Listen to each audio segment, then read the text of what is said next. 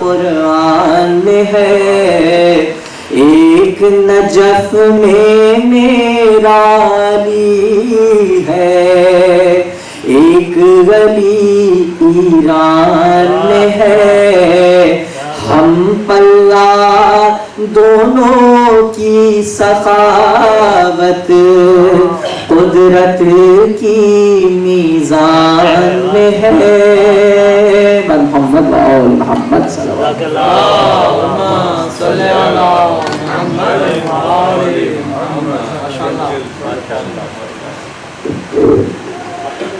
बराए खुशनुदी इमाम अली रज़ा अलैहिस्सलाम, please recite a loud Salawat.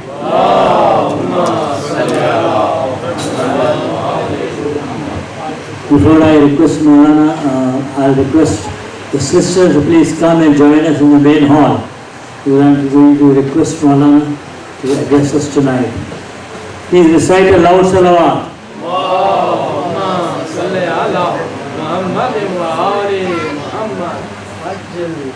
Allah request Hujjatul Islam Maulana Sayyid Hadi Yasin to please address us on this blessed night of Jummah, inshallah. Salawat.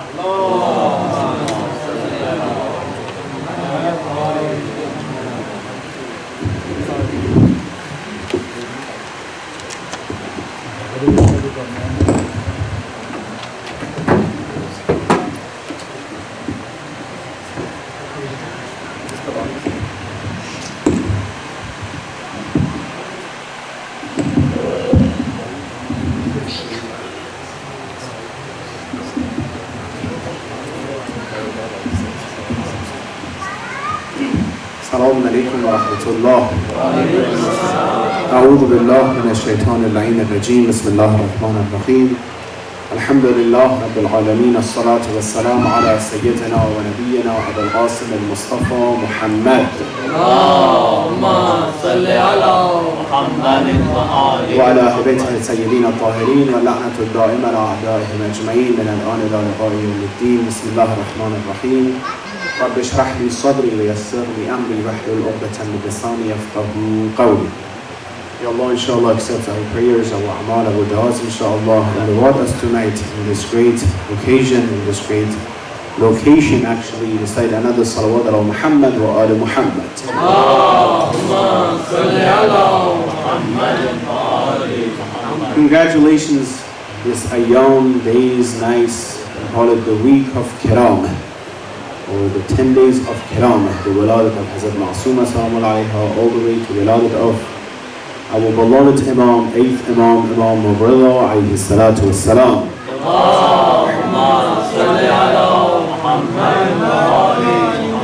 This great time, alhamdulillah, we ask Allah to bless us and inshallah our family and give us tawfiq to gain more from this ayyam, inshallah. Alhamdulillah that we have the tawfiq, we're close to the wiladat of our beloved Imam again, our 8th Imam. Inshallah soon we'll have the tawfiq to go to the ziyarat of Imam alayhi salatu wasalam, inshallah, all together. The hadith is saying that the ziyarat of the shrine of Imam alayhi salatu wasalam has more thawab than Hajj, has more thawab than Karbala. We call it Hajjul Fuqara.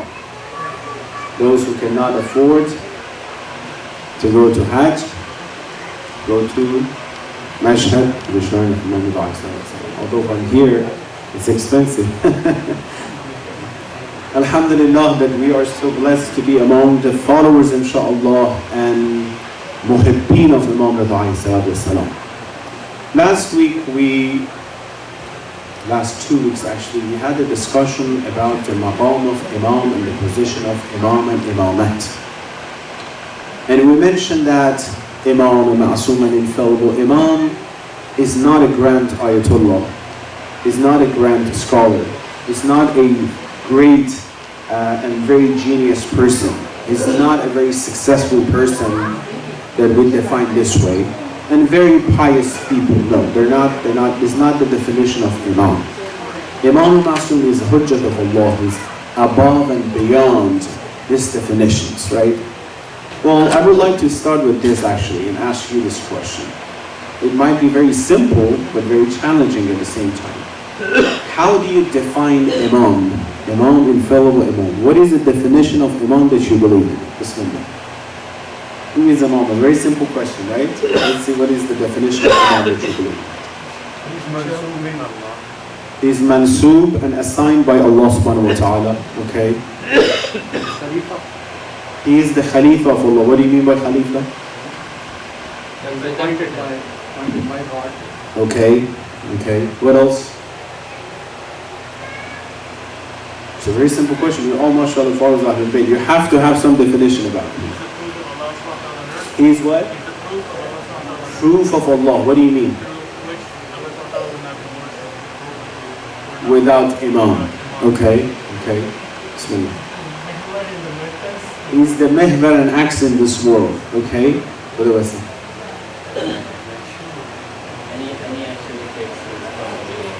Any action he takes is the will of Allah. Okay. I get all these pieces. Sisters, you can join as well if you want. All these pieces we're going to put together. What else? He's the Zahra. What is it?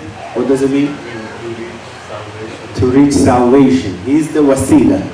Wasila of Allah subhanahu wa ta'ala. What else? He's the best human of his time. He's the best human of each time. And in this time the Imam, of course. Okay, what else? Have you been asked this question to define Imam? Right? The little meaning is teacher or leader. The teacher and leader. You mean etymology, Imam is the leader, right? The one that is in front. Okay, what else? Well, all these things that you're saying are great, but some of these definitions are just for some good people. Sister, go ahead. He's a guide towards what? In every sense, towards salvation. Ahsan. What else? Very good. The one who should be followed. Okay, good. You see that you all see one, you have a portion of the definition of who is Imam, right? I think he represents Allah. He represents of Allah. Ahsan. He's the hujjat of Allah in the earth. Ahsan. Right? He's the hujjat of Allah in the earth. Well, with all these definitions, if you put all this together, you're all correct, from different aspects. If you put all this together, when you say Allah assigned him, he's a representative of Allah, he's the guide, you reach Allah through Imam, then you see that this is above and beyond your understanding that how it is possible. Therefore, the mission of this Imam and the action of this Imam sometimes is above your understanding. Some people at the time of Imams, they started criticizing Imam. They try to understand everything about what is the reason that Imam is doing this and that. And if they couldn't, they criticized Imam, right? As of Imam is someone very successful in the community, so we can criticize him as well. When you say he's assigned by Allah, he's approved of Allah, that means whatever he does is approved by Allah subhanahu wa ta'ala. The same rank of the prophets, right? When they are ma'soom, not the position, they're not prophet, but the same. In terms of what? In terms of the ma'soom is the one who's being assigned by Allah, and whatever he does is approved by Allah subhanahu wa ta'ala, right? After Imam, after the prophet, which the prophet of Islam is the last prophet, Imam is the one who is infallible, he is ma'soom, he is a representative of Allah on the earth, in order to take care of the religion that the Prophet brought for us. You would not find any company that the CEO, any school, that the principal leaves that school and he or she doesn't assign anyone after themselves, right? They said for sure someone should be assigned. And they do not leave it to students. No teachers, you cannot find any teachers that say, you know what? I'm leaving, I won't study, I won't teach here anymore. You guys go find a teacher for yourself. Because they know students, they're not in the rank and in the position to pick a teacher for themselves. They might have, someone would say, I like this teacher, mashallah, he's very soft and kind, he doesn't come half of the month, The other one would say, I like the other one, his tests are easy. He says, I like the other one, he's my family members, right? We're all biased towards this. it should be assigned by someone who's above and beyond all this stuff. This is Allah subhanahu wa ta'ala, right? When you go look at the history, many things that Ahlul Bayt they did at the time, many of those things people did not understand and they did not get exactly what was the reason that Imam did it. Okay? Imagine, again, a famous example, Imam Hussein and Karbala. Many people look at Imam Hussein and say, it doesn't make sense what you're trying to do.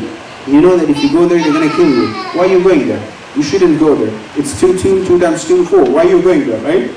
But today when and if you are going while you're taking your family with yourself, it's very easy. You shouldn't take your family with yourself. Today we understand the message of Imam Hussein in the whole world, in the Jahan, in the world of Islam, right? And you see that it was for the sake of Hazrat Zainab and Imam Sajjad that the message is alive today. That in Damascus, which is the capital of Bani Umayyah, we hear the azan of Shia right now. But in Medina, which was where they were born, you don't hear the azan of Shia. You see my point? It's all about what happened at that time. And it's not only about Imam and Prophet. You see that at the time of Hazrat Khizr and Musa. Khizr is the hujjat of Allah and the hujjat over Hazrat Musa, right? We see that in those things that Quran narrates as well, you know, when he made a hole in the boat, when he killed that young person, when he fixed that wall, and Musa is like, why are you doing this? He doesn't understand, he keeps asking questions. So when the hujjat of Allah does something, there is a reason and hikmah behind this. That Hazrat Khizr keeps saying, be patient, be patient, be patient. There's a hikmah behind what I'm doing, right? You might not get it, but there's a hikmah beyond what the reason Imam is doing. Hadith from Nabi alayhi salatu wassalam. Shi'atuna al-musallimun la'amr. Our Shia and our followers, all Muslims actually, they are submitted to our orders. They are going to be in charge of the religion of Islam. Look at this. Imagine you established a company. You went through a lot of difficulties as an ambassador to establish this company. And now it's benefiting the company. Now the company is benefiting. You did your best. If you want to assign someone after yourself, you look for the best option. For the best option, right? Because you know if someone comes, if they're not righteous, they might alternate the whole things, they might, change the whole things. And if the Prophet is living the world and the ummah, he's looking for the most pious, the best from all aspects as a human being to be in charge of that ummah. Why? Because Islam is in the deen, in the law in Islam. Islam is the most important religion for whole human beings, ila yawm al-qiyamah, right? So he should look for the most complete version of human being to be in charge of the ummah. Otherwise, that imam can change us. Let me tell you a simple example. We have a center. We established, we have vision and mission. I promise you, if the imam comes, the scholar comes, and take the lead, and he wants to change the path, the way that even people would not understand, he can change the path in the wrong direction. By his leadership, by his speeches, by his, you know what I mean? Therefore, the imam when he comes, inshallah, should be the best. At least in the righteous way and right, you know what I mean? Let alone the ummah of Islam. Imagine a small community versus the whole ummah of Islam. Someone is going to be in charge of Islam after themselves. So what we see here is that Hadith is saying, Shi'atuna al-musallimun al-amruna. They are submitted to our affairs. Al-akhiduna biqawlina. When we say something, they take those words. This is Quran. Ati'u Allah wa ati'u Rasul wa ul al-amr minkum. Very easy. You should ati'u. You have to follow and obey Allah wa ati'u Rasul, and you have to obey Rasul wa ul al-amr minkum, and those who are in charge of your affairs. Look at the rank. These ul al-amr cannot be simple leaders. Because look at the rank. Allah, Prophet, who is after that? The king? Allah, Prophet, Mujtahid? Not necessarily here. First, the one who is the Imam. The one who is assigned by Allah and the Rasul to be. Look at the rank, right? The highest rank, which is Allah. Rasul and someone in the same rank. It's not the orders of, some others, or the Prophet himself. This is what Quran is saying. Al-Mukhalifun li'a'da'ina. They are against and opposite of our a'da, our enemies.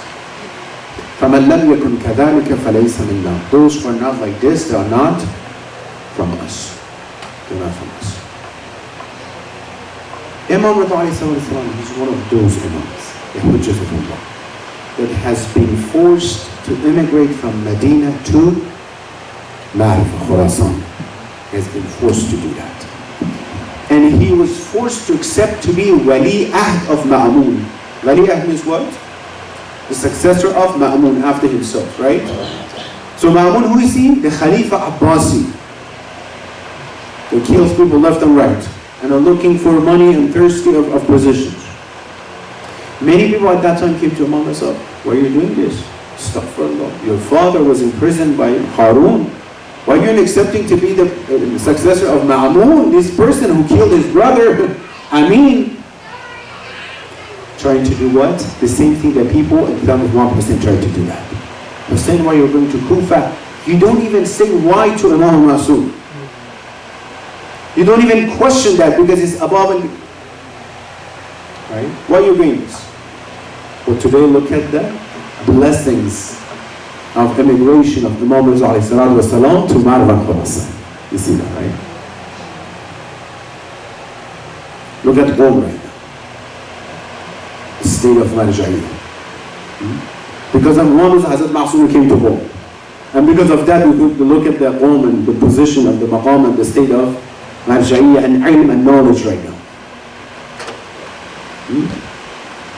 And look how much people in the world, specifically us, we're going towards the shrine of Imam Rida ﷺ, the hajjat and everything, and the attention that he gets there. There are a few interesting, a lot actually interesting characteristics of what Imam did and the attributes of Imam himself, that when you look, you see that, subhanAllah, how much we have to look at the life of Imam in order to learn for our daily life. That Imam that we talked about, we have the same maqam, which is Imamat today as well. If you are dealing with the topic of ghaibah and occultation, if many people are questioning, if many people are criticizing, if many people are accusing us, so what happened, ghaibah, how many thousand years the Imam cannot be alive? Don't worry, it's the same criticism that they had for Imams before. Right? There's a hikmah, there's reason. Remember the topic of social justice we had. And remember the topic we said that we are all desperate right now.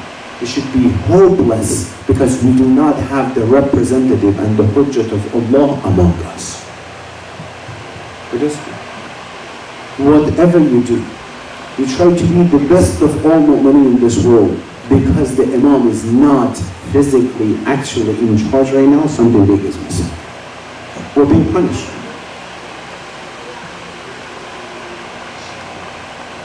Our tarbiyah, our ta'aleem, our ibadah, and everything we're doing.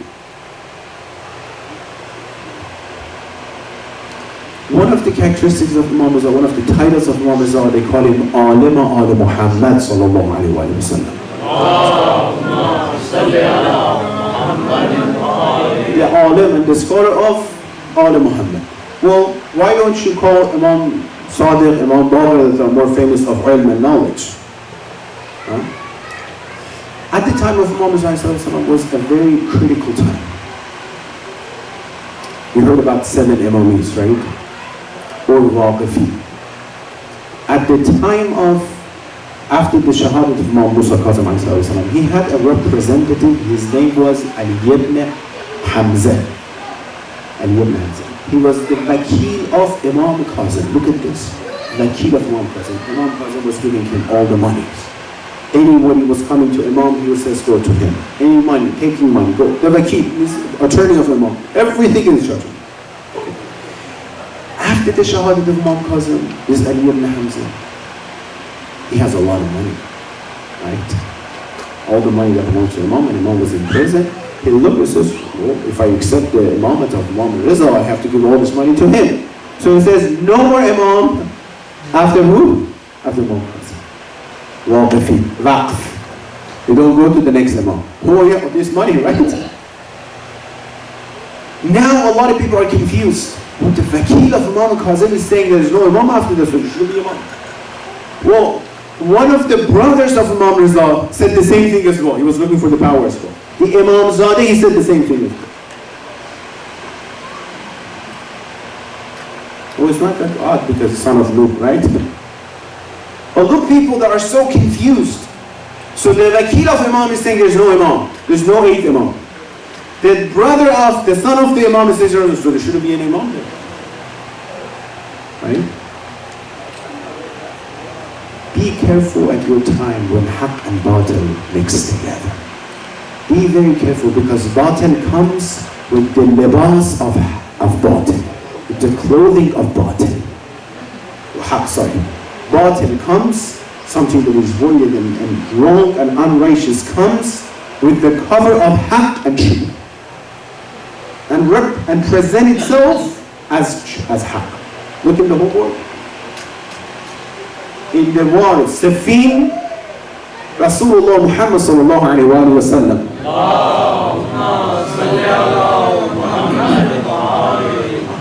Ammar said he was helping to build Masjid al-Nabi, right? And everybody was giving him more load of work and he was getting more tired. He came to Rasulullah, he was complaining. He says, look Rasulullah, they give me all the heavy things and they carry the lighter ones themselves. Rasulullah, he smiled at him and says, Ammar, you will be killed by the oppressors and unrighteous group. Everyone from that time, they knew that Rasulullah said, those unrighteous group, to look, who are those groups that kill Ammar, that they know those groups are not the right people. All the way Ammar is the followers of Amir al-Mu'mineen. Look at this. In Safin, being killed by who? Muawiyah and Amr Asad. Well, as soon as he was killed, people was like, Ya Allah, we heard this hadith from Rasulullah, you will be killed by a group of Baghiyah, those unrighteous oppressors again. So Bismillah. Muawiyah went to Amr Asad, he says, do something. He was very cunning. Do something. The one who put Quran in the spears, right? Do something. He thought and he says, well, who brought him to the war? Ali brought him to the war. So Ali is in charge of his death. You got it? So Ali brought him to the war, so he was killed by the decision of Ali. So he's the one. How nicely they can brainwash and change Haqq and Batil. It's happening every day in our lives. Every day. From different topics. One, aqa'id, beliefs. Second, akhlaqi and moral aspect. Third, political. These three every day is happening and Haqq and Batil is mixed. One, aqidah. Look how many, mashallah, people with different aqidah they have right now. Everyone they have, mashallah, a mic, does speak. Allah is this way, the other Allah is that way, this is Allah is that way. I interpret Quran based on what I want, what I think, another TV channel goes what. Akhlaq and morality. All states and countries and people, they have their own things. We believe in this and we believe in moralities. Where did you get that from? Third, political aspects, right? Everybody, they see themselves as a correct one and they say, you're on the right side. We have actually hadith about this. When you don't get it from the source, which is him, ati'ullah wa ati'u Quran, ati'ullah wa ati'u Rasul wa ulil amri minkum. All these things happen in that time. So Imam Rizal was at that time. You see what happened? Go back to that time. People were confused. There are two friends. One of them, he says, no, I believe in the Imam of Imam Rizal. The other one says, no, I'm confused. I don't know what to do. If you want to find Haqq, sometimes you have to do tawassul. and ask Allah and Ahlul Bayt to help you to find it. It's not all about research. He went to Mecca. He put his chest, one of his two friends, on the wall of Kaaba. Says, Ya Allah, help me, I'm confused. Some people say he's the Imam, some people say he's not the Imam. I don't know what to do. All of a sudden, after his dua, something came to his mind. He says, let me go to Medina and talk to Imam, see who he is. He's saying he's Imam, let me go. I have a lot of questions to see if he's Imam or not. In parentheses, sometimes the istijabat of your dua, Allah will answer your dua by letting you know what to do to solve that issue. Sometimes you ask, Ya Allah, I have someone who is sick, I'm sick, help me, cure someone. Allah put in your mind, go, or you will find a specific doctor that he can cure you. That's the istijabat of your dua. That's actually Allah answered your dua. You see what I'm saying? Allah answered his dua, but what? This came to his mind, let's go to Imam Rizal. He went to Imam Rizal. When he knocked on the door, the ghulam and the servant opened the door and called him by his name. Welcome inside. He says, how did you know? How did you know my name? That's the first thing, you know. He went and saw Imam Rizal, sat down. Imam Rizal said, his name as well, and says, your dua became mustajab. It was like the second sign. How did you know I had a dua? It was me alone next to Kaaba. Some of these signs, right there he says, I believe and do the shahadat that you are the hujjat of Allah, Imam Rizal said. Any question here and there? Well, go back to the time of Imam Rasulullah himself. We have many traditions that Shia and Sunni they narrated that Rasulullah himself introduced the 12 Khalif after themselves, or 12 Imam after themselves. We have the hadith. Allah, Shia and Sunni narrate. So, again, when you look at the life of Imam Rizal, so at that time many groups came, like this Waqifiyya, Seven Imami, and others tried to deviate and deceive people from the right path. Imam was there with that debate that you heard, Rasul Jalut, Ja'fali, Imran al-Sa'dawi, the head of all the other religions. Imam had a debate with them, and he defeated all of them in debates. So they knew that this is not a normal power. That someone, imagine right now, someone sits down here with the heads of all religions. Pope on one side, I don't know, the biggest rabbi on one side, the head of all religions sitting in one panel, right? And one representative of Allah and Muslim on that side, and he debates with them, and he defeats them from their own books. It's impossible.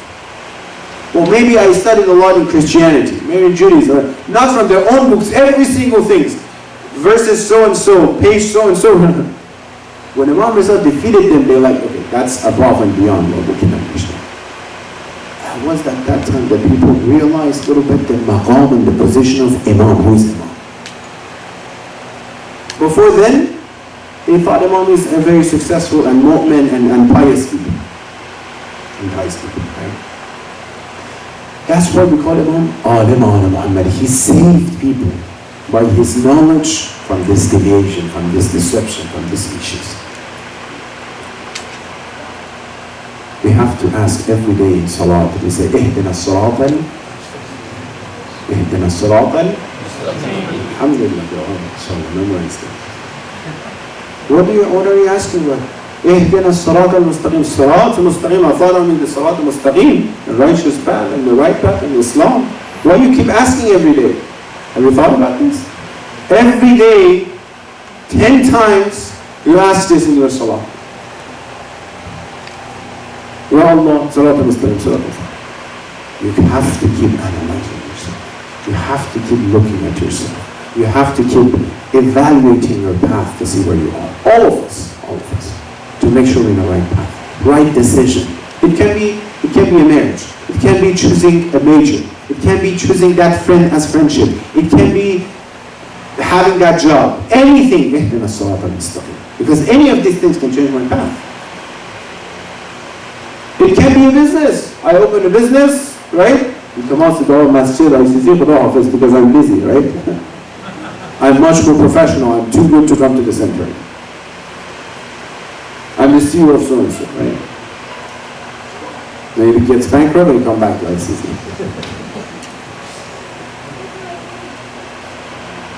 seeing that path. They're very close. Second characteristic of Imam, submission to Allah subhanahu wa ta'ala. He's so submitted to follow Imam himself, to follow Allah, that from Medina, he's forcefully, he's going to where? To Madinah Khurasan. They force him, says, if you don't come, they'll kill you, right? He comes, but he's submitted to the mission of Allah. Look at Hazrat Yusuf al-Nabina. They put him all the way in the well, right? But he's submitted to Allah. If you want it, I want it. Look at him all percent. The last moment of his life, he's saying, what? Ilahi Rizan? He gave everything he has, this is your Allah. Are you satisfied? Whatever you want. Whatever you want.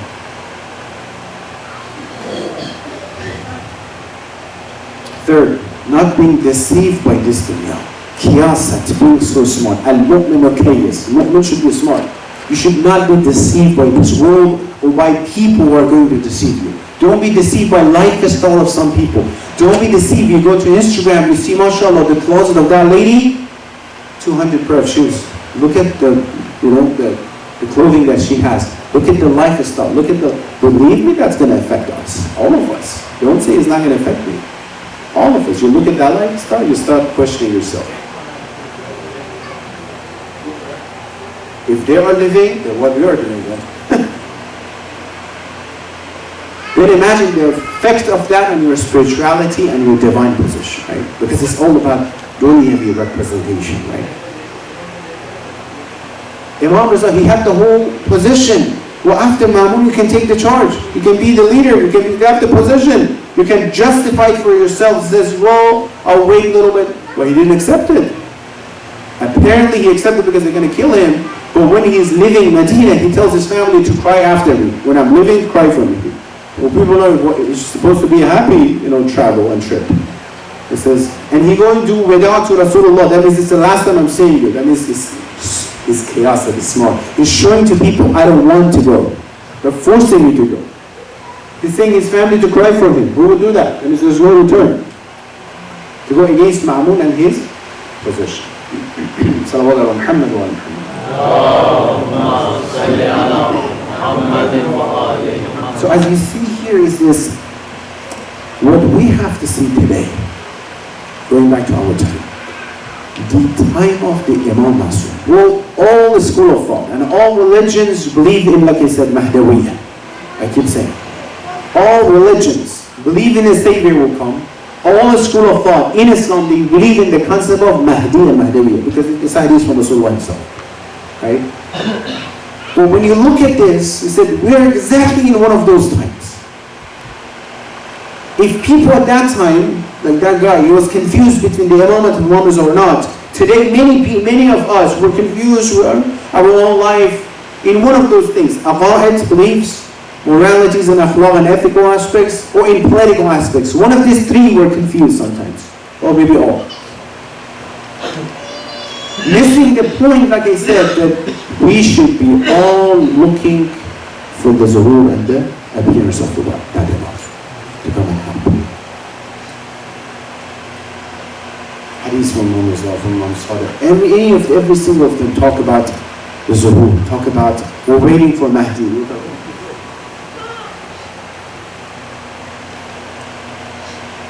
When I look at myself, then I have to ask, how many times a day I remember Imam Fast?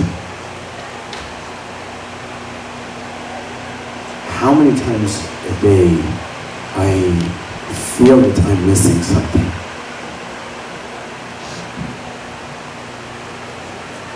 It's up to me how much pain I feel towards this. How many times I talk to my children about the concept of Mahdi and Mahdawiyah. And I taught them that you are muntazir, you're waiting for someone. Whatever you're gaining is all temporary, you're waiting for someone. Did they talk to them? How many of us seriously, we had a discussion consistently and telling our children about the topic of Mahdawiyah? How much our schools, our Sunday schools, our academic schools, that are geared towards that. If we are studying, we are going towards that direction of the zuhur of our Imam. Well, it's not the first time, by the way. Like I said, the people of Bani Israel at the time of Pharaoh, they had the same situation. They were under difficulties and problems and issues. They were waiting for the Savior, who is Prophet Musa, to come and help them. But they were desperate at the end. They were desperate. So it's so wrong and it's kind of betraying Ahlul Bayt. If we see that we pass every day, we're not going to remember that. It looks like many people at that time, like Imam Hussein, they were living in Kufa. They were praying, they were paying home, Salat Jama'ah, even Fajr prayer, Ahkam, everything. They were just not caring about Imam Hussein. Salat al-Layl, many of them, Amir al-Mu'min, who was passing the alleys of Kufa with his friend Kumail. They were passing midnight. When we were passing one house, they heard a beautiful recitation of Quran. Kumail stopped. Amir says, where you stop? He says, it's changing my whole soul. Look at this recitation, how beautiful, amazing. Amir says, well, don't be deceived. Something like that. What do you mean don't be deceived? Quran. Anyhow, they passed. I think it was in Jamal. But Amir al-Mu'mineen, he was walking after the Jamal. When they defeated them, he was walking among those who were killed. Amir al-Mu'mineen with his sword, he moved the head of one of those who were killed from the wrong side. He says, look at this. He says, look at this. The one who was reciting that night in his house is the one who was going to kill us. This one.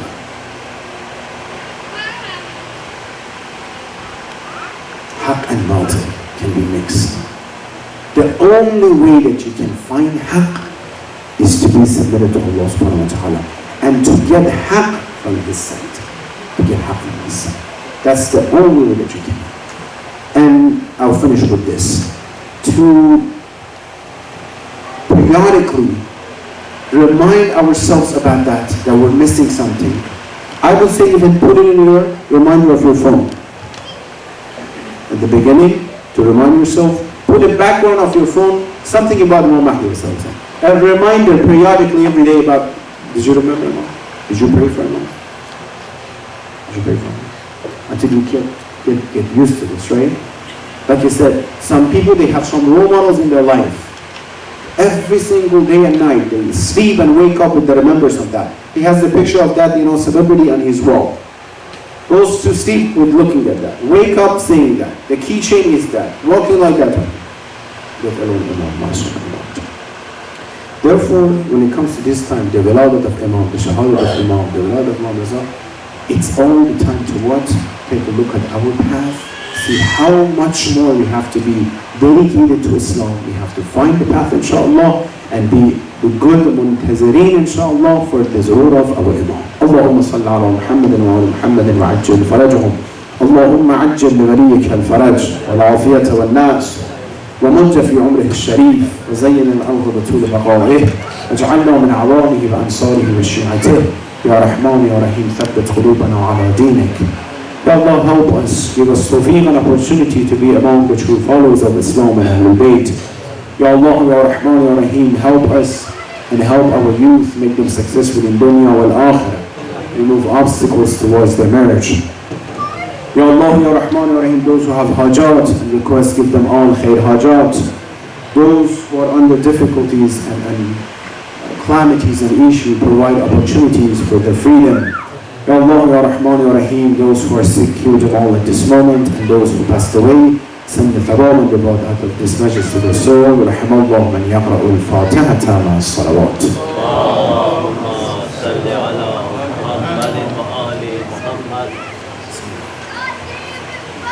We will have azan by Brother Shazal, and after namaz we will have Dua Kumal, which is going to be recited by Brother Asnan Zedi.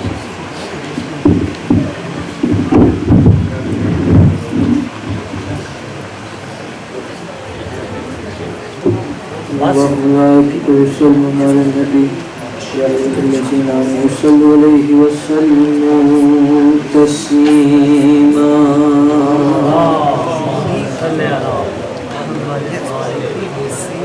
الله أكبر الله أكبر الله أكبر الله أكبر. أشهد أن لا إله إلا الله.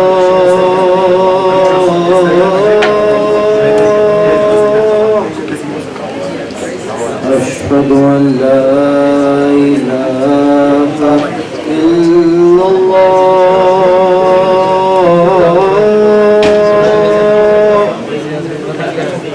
أشهد أن محمدا رسول الله.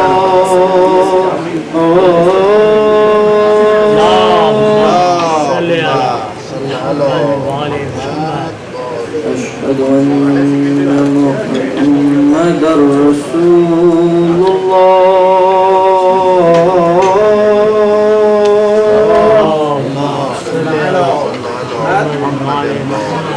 أشهد أن أمير المؤمنين ولي الله.